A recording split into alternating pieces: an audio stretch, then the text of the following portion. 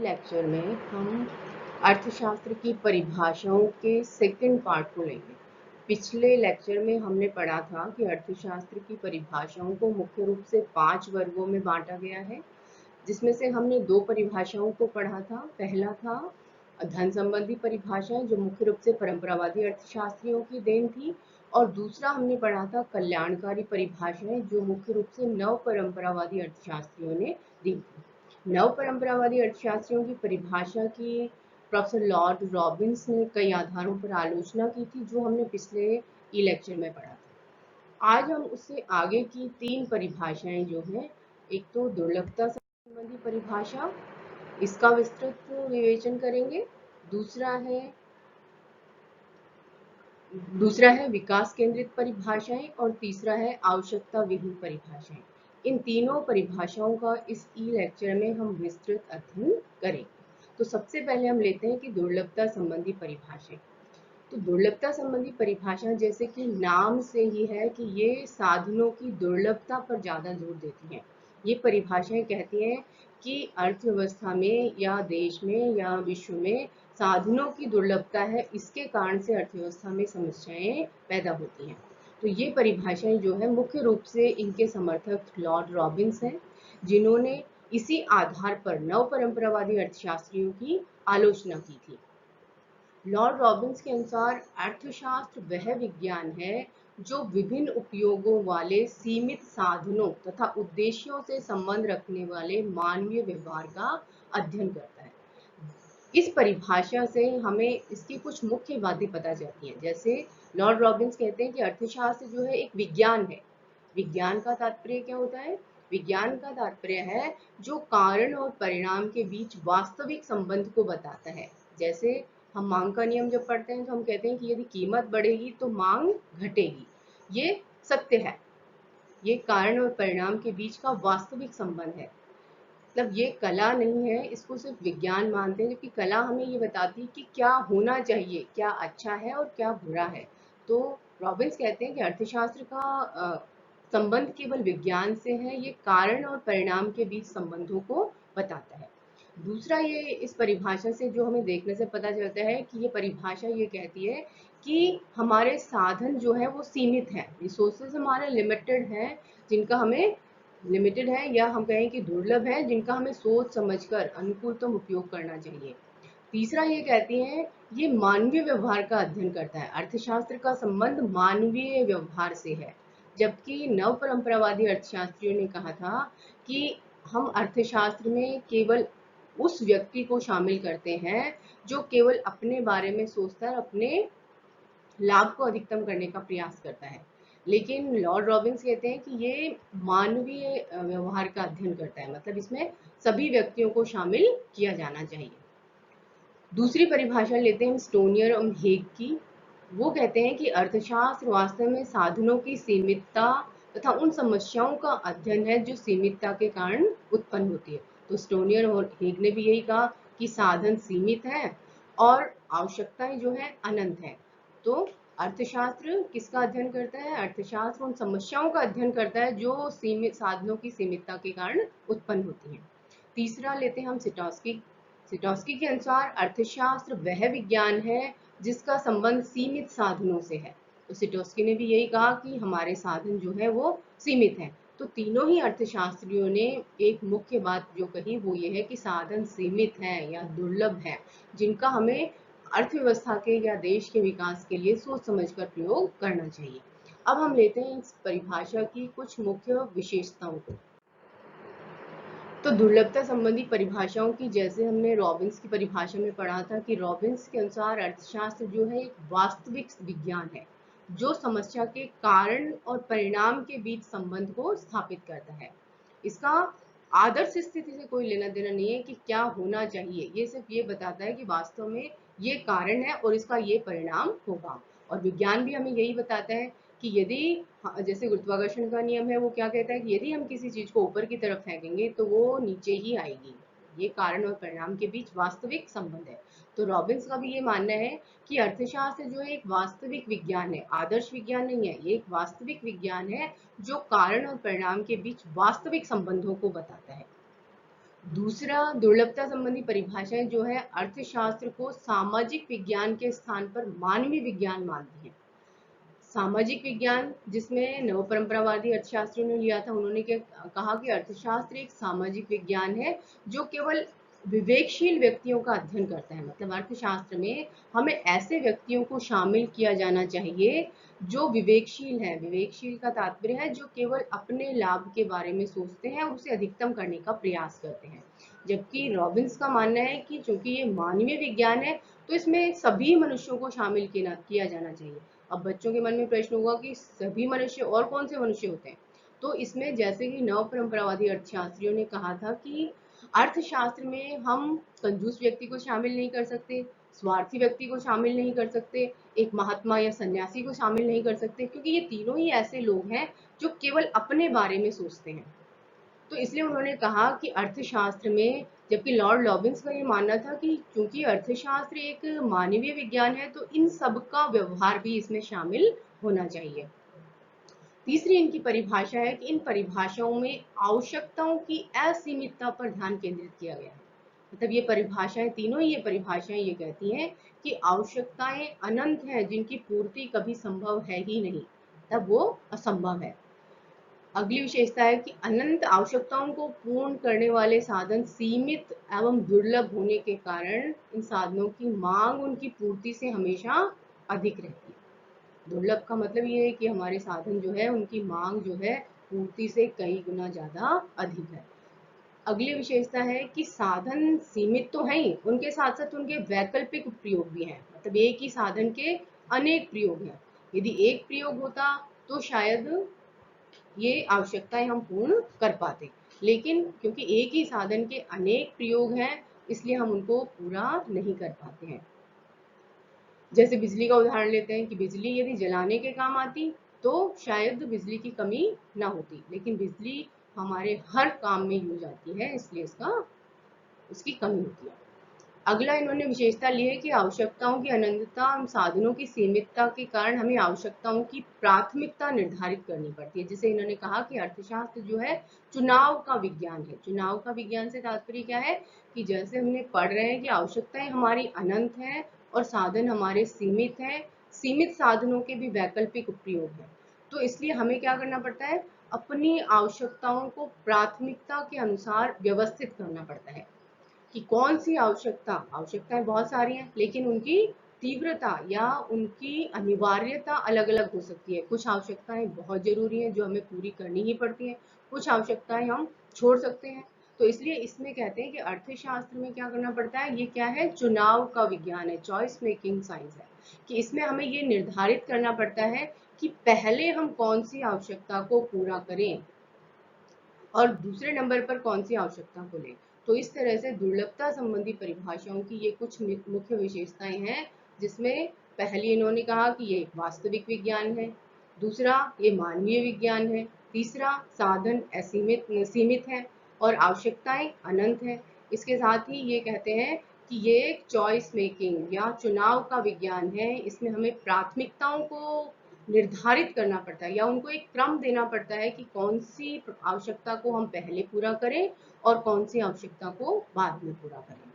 अब लेते हैं इसकी कुछ आलोचनाएं, क्योंकि जब किसी सिद्धांत का या किसी परिभाषा का जब वो होता है, विकास होता है, तो उसके साथ साथ उसमें कुछ मुख्य बातें होने के साथ साथ कुछ अर्थशास्त्री उसकी आलोचना करते हैं। हर चीज का, हर पहलू का कुछ अच्छी बातें होती हैं और कुछ उसमें बुराइयां होती हैं। तो अब इसकी आलोचनाओं को लेते हैं।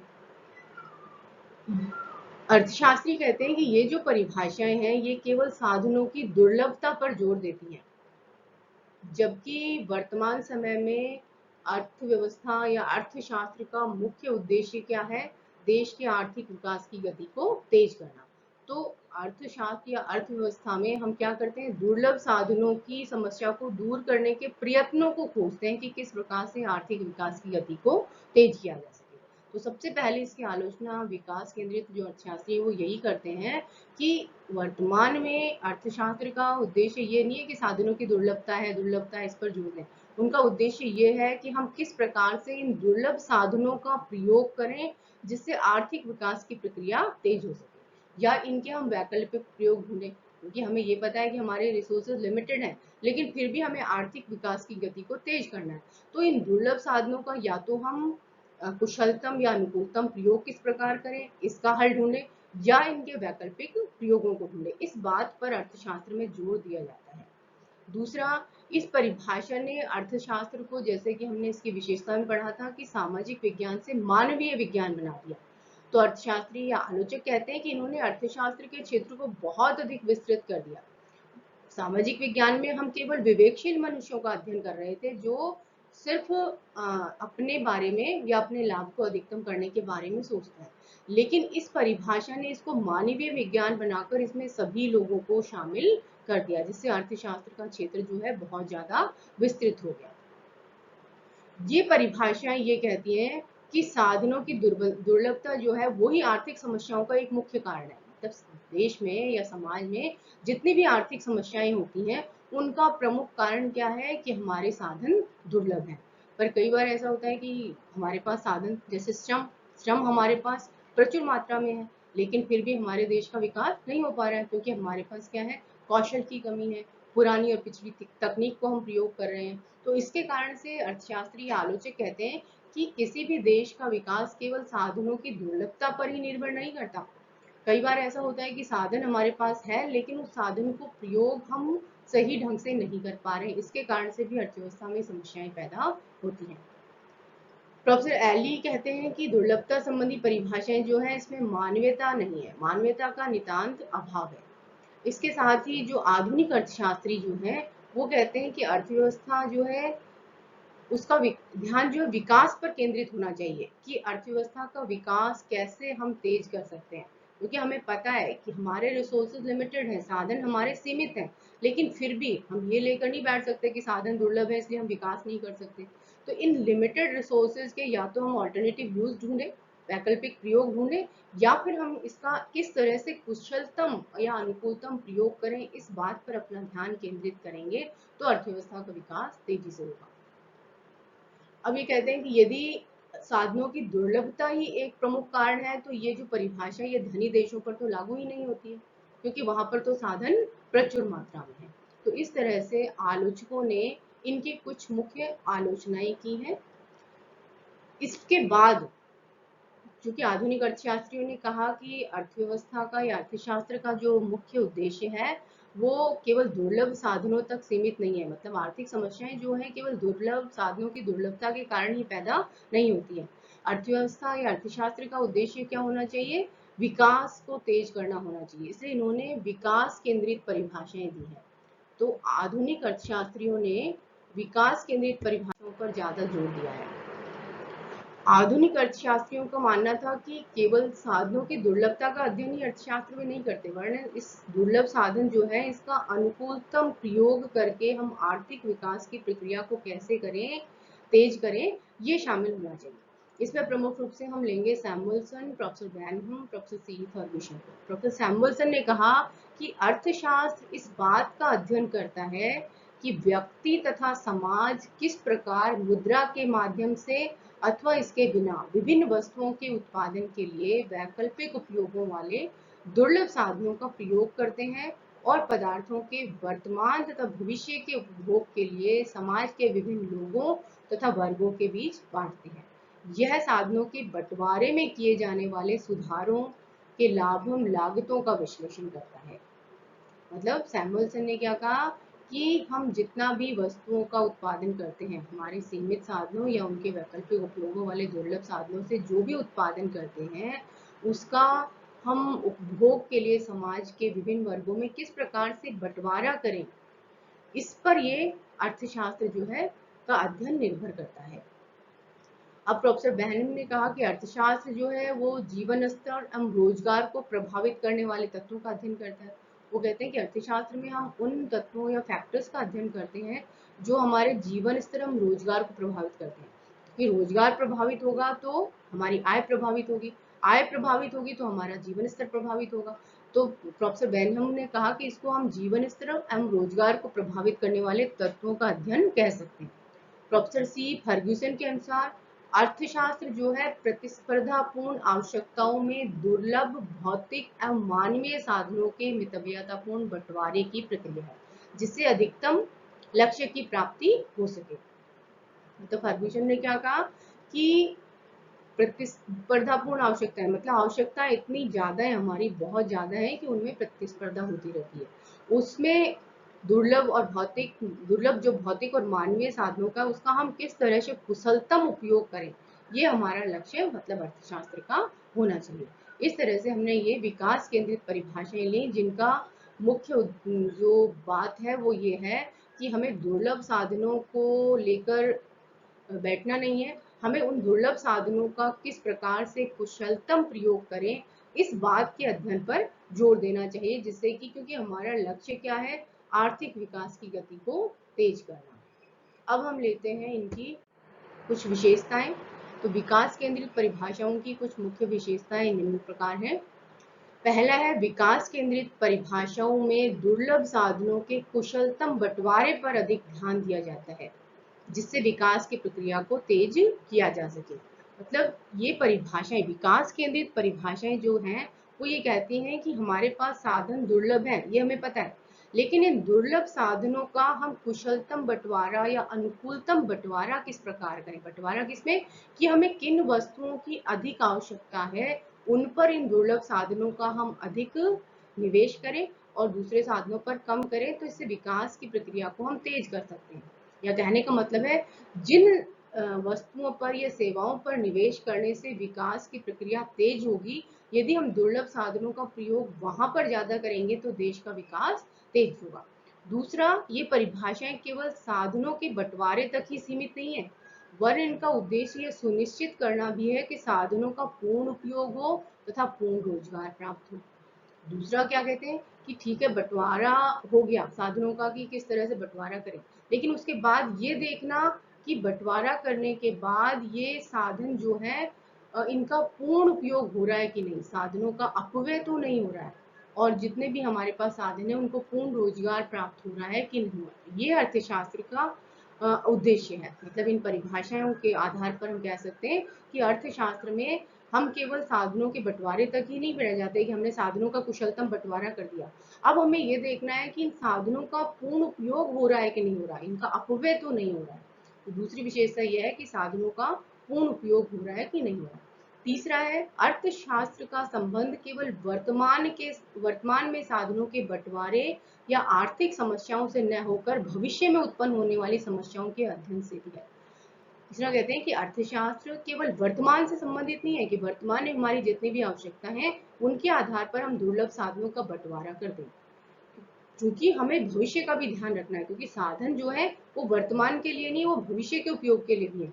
तो हमें साधनों का इस प्रकार से बंटवारा करना है कि वर्तमान की आवश्यकताएं तो पूरी हो ही, बाकी भविष्य के लिए भी हम उन साधनों को बचा के रख सकें। तो अर्थशास्त्र इस बात का अध्ययन करता है कि साधनों का बंटवारा केवल हम वर्तमान में करके उन्हें खत्म ना कर दें, उन्हें हमें भविष्य के लिए भी बचा कर रखना है। तो इस बात का हमें ध्यान रखना होगा।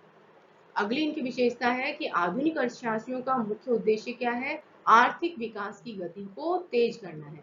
तो इन परिभाषाओं में इन्होंने कहा कि आर्थिक विकास की गति को हम तेज तभी कर सकते हैं जबकि हम जानते हैं कि हमारे पास साधन दुर्लभ है, तो उन दुर्लभ साधनों का यदि हम कुशलतम प्रयोग करेंगे तब ही हम आर्थिक विकास की गति को तेज कर सकते हैं। तो कहने का तात्पर्य हुआ कि ये परिभाषाएं दुर्लभ साधनों के तीन चीजों पर फोकस करती हैं कि एक तो उनका कुशलतम बंटवारा हो, कुशलतम बंटवारे के साथ साथ उनका पूर्ण उपयोग हो, साधनों को पूर्ण रोजगार प्राप्त हो, ये देखना अर्थशास्त्र का मुख्य कार्य है। इसके साथ ही ये भी देखना है कि उन साधनों का वर्तमान में ही उपयोग ना हो जाए, भविष्य के लिए भी हम उनको बचा के रखें, क्योंकि जो साधन है वो सीमित है, वो केवल वर्तमान के लिए ही ना होकर भविष्य में भी उनका प्रयोग किया जाता है। अब हम आगे लेते हैं आवश्यकता विहीन परिभाषाएं। ये परिभाषा प्रमुख रूप से प्रोफेसर जे के मेहता की है। प्रोफेसर जे के मेहता ने ये कहा कि चूंकि भारत की जो परिस्थिति है वो पश्चिमी देशों से बिल्कुल अलग है, और उनका ये मानना था कि हमारी जो आर्थिक समस्याएं हैं वो दूसरे देशों से अलग है। भारत में जो समस्या पैदा होती है वो साधनों की सीमितता के कारण होती है। तो उन्होंने कहा कि हमारा ध्यान अधिक से अधिक आवश्यकताओं को पूरा करने पर न होकर हमारी आवश्यकताओं को कम करने पर होना चाहिए, कि किस तरह से हम आवश्यकताओं को कम करें। उन्होंने कहा कि धीरे धीरे आवश्यकताओं को कम करके हमको आवश्यकता विहीन स्थिति में जाना चाहिए। कहते हैं कि आदमी खुश तभी रह सकता है, क्योंकि अर्थशास्त्र का उद्देश्य हम क्या लेते हैं, इसका उद्देश्य है व्यक्ति की अधिकतम संतुष्टि। तो व्यक्ति की अधिकतम संतुष्टि कब हो सकती है, वो कहते हैं कि उसकी इच्छाओं को दबाने या आवश्यकताओं को दबाने से नहीं होगी। यदि वो आवश्यकता विहीन स्थिति में चला जाता है तो ऐसी स्थिति में कोई आवश्यकता ही नहीं रहेगी, तो वो खुशी रहेगा। इसने कहा कि इन्होंने ये परिभाषा दी। तो प्रोफेसर जेके मेहता के अनुसार अर्थशास्त्र वह विज्ञान है जो मानवीय आचरण को इच्छा रहित अवस्था में पहुंचाने के लिए साधन के रूप में अध्ययन करता है। ये अर्थशास्त्री क्या कहते हैं, जेके प्रोफेसर जेके मेहता क्या कहते हैं कि अर्थशास्त्र में हमको क्या करना है, धीरे धीरे आवश्यकताओं को कम करके व्यक्ति को इच्छा रहित अवस्था में, आवश्यकता विहीन अवस्था में पहुंचाना है। तो इन परिभाषाओं की अब कुछ मुख्य विशेषताएं हम देख लेते हैं। प्रोफेसर जेके मेहता ने पहली विशेषता उनकी ये है, उनकी परिभाषा की कि अर्थशास्त्र का उद्देश्य केवल आवश्यकताओं की संतुष्टि करना मात्र ही नहीं है, वरन व्यक्ति को सुख की अनुभूति कराना है, जो केवल आवश्यकता विहीनता की स्थिति में ही संभव है। प्रोफेसर जेके मेहता कहते हैं कि अर्थशास्त्र का मुख्य उद्देश्य क्या है, व्यक्ति की संतुष्टि अधिकतम होनी चाहिए, सीमित साधनों से व्यक्ति अधिकतम संतुष्ट हो। वो कहते हैं कि अधिकतम संतुष्टि उसकी आवश्यकताओं को, कुछ आवश्यकताओं को पूरा करने से नहीं हो सकती है। अधिकतम संतुष्टि तभी हो सकती है, या व्यक्ति को सुख का अनुभव तभी हो सकता है जब वो आवश्यकता विहीनता की स्थिति में चला जाए, कि उसकी कोई आवश्यकता ही नहीं रहे। जब आवश्यकता ही नहीं है तो फिर खुशी आराम से, क्योंकि फिर तो सारी आवश्यकता पूरी हो गई। दूसरा, उन्होंने कहा कि मनुष्य का मस्तिष्क केवल आवश्यकता विहीन स्थिति में ही संतुलित रहता है, और इस स्थिति में उसे वास्तविक सुख प्राप्त होता है। उन्होंने कहा कि यदि व्यक्ति के मस्तिष्क में आवश्यकताएं चलती रहेंगी कि अब ये पूरा करना है, ये पूरा करना है, ये पूरा करना है, ये पूरा करना है, तो वो कभी खुश नहीं रह सकता। वो खुश कब रह सकता है, जब उसकी कोई आवश्यकता ही ना हो, उसकी सारी आवश्यकताएं दिमाग से खत्म हो जाए कि मुझे कुछ नहीं चाहिए, तो ऐसी स्थिति में उसे वास्तविक सुख प्राप्त होगा। तीसरा, प्रोफेसर मेहता के अनुसार आवश्यकताओं को अपने साधनों की सीमितता तक घटाकर अंत में आवश्यकता विहीन स्थिति को प्राप्त करने का प्रयास करना चाहिए। तो प्रोफेसर मेहता कहते हैं कि धीरे धीरे व्यक्ति को अपनी आवश्यकताओं को कम करना चाहिए और अंत में आवश्यकता विहीन स्थिति तक पहुंच जाना चाहिए। यदि वो आवश्यकता विहीन स्थिति में पहुंच गया तो ऐसी स्थिति में उसे अधिकतम सुख की प्राप्ति होगी। परंतु ये परिभाषा बिल्कुल भी सही नहीं है, क्योंकि हमने शुरू में ही कहा कि अर्थशास्त्र तो मुख्य रूप से क्या करता है, उपभोग के चारों तरफ घूमता है। यदि उपभोग ही खत्म हो गया, ये आर्थिक संगठन या अर्थव्यवस्था या अर्थशास्त्र में हमने दिखा था कि उपभोग, उत्पादन और विनिमय, ये तीनों, इन चारों चीजों के आसपास, इसके चारों तरफ अर्थशास्त्र घूमता है। तो यदि उपभोग ही खत्म हो गया तो ना उत्पादन की जरूरत है, ना विनिमय की जरूरत है, किसी चीज की जरूरत नहीं है, तो अर्थशास्त्र की जरूरत नहीं है, इसके अध्ययन की जरूरत नहीं है। तो प्रोफेसर जेके मेहता की इस आधार पर आलोचना की जाती है कि उन्होंने अपनी परिभाषा के माध्यम से अर्थशास्त्र को वास्तविक विज्ञान से आदर्श विज्ञान में बदलने का प्रयास कर दिया, कि क्या होना चाहिए। प्रोफेसर रॉबिन्स ने कहा कि ये एक वास्तविक विज्ञान है, कि कारण और परिणाम के बीच वास्तविक संबंधों को बताता है, जबकि प्रोफेसर मेहता ने इसको आदर्श विज्ञान बना दिया कि हमको आवश्यकताओं की जरूरत ही नहीं है, यदि सुख की अनुभूति करनी है तो आवश्यकता विहीन स्थिति में चले जाओ, ऐसा होना चाहिए। मतलब आदर्श विज्ञान क्या कहता है कि क्या होना चाहिए, तो इन्होंने आदर्श विज्ञान में बदल दिया। परंतु हम जानते हैं कि ये वर्तमान का जो भौतिकवादी युग है, इसमें संभव नहीं है, ये व्यवहारिक ही नहीं है कि व्यक्ति आवश्यकता विहीन स्थिति में चला जाए, उसकी सारी आवश्यकताएं समाप्त हो जाए। क्योंकि आधुनिक समय में वस्तुओं के उत्पादन और उपभोग का स्तर जो है वो देश के आर्थिक विकास को तय करता है। हम किसी देश को विकासशील, विकसित या अल्प विकसित या किस तरह से, किस आधार पर कहते हैं, इसी आधार पर कहते हैं कि वहां पर यदि उत्पादन का स्तर ज्यादा है, इसका मतलब वो देश विकसित है, यदि कम है तो वो अल्प विकसित या विकासशील है। वहां पर यदि जीवन स्तर तय करते हैं हम उपभोग, वस्तुओं की उपभोग की मात्रा पर, यदि वस्तुओं के उपभोग की मात्रा ज्यादा है, क्वालिटी वाइज और क्वांटिटी दोनों तरह से यदि ज्यादा है, तो इसका मतलब देश का विकास हो रहा है, जीवन स्तर ऊंचा हो रहा है और देश का विकास हो रहा है। परंतु प्रोफेसर मेहता ने इन सब चीजों को ही खत्म कर दिया। उनका कहना है कि आवश्यकता होनी नहीं चाहिए। तो इस आधार पर ये जो परिभाषा है ये वर्तमान समय में पूर्णतया काल्पनिक है। ये परिभाषा जो बताती है वो वास्तव में लागू हो ही नहीं सकता। तो इस तरह से हमने अर्थशास्त्र की 5 प्रकार की परिभाषाओं को पढ़ा, उनकी विशेषताओं को पढ़ा और उनकी आलोचनाओं को पढ़ा। Thank you.